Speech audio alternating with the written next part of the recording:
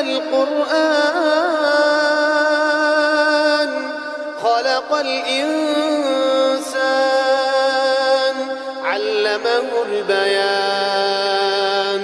الشمس والقمر بحسبان والنجم والشجر يسجدان والسماء رفعها ووضع الميزان ألا تطغوا في الميزان وأقيموا الوزن بالقسط ولا تخسروا الميزان والأرض وضعها للأنام فيها فاكهة والنخل ذات الأكمام والحب ذو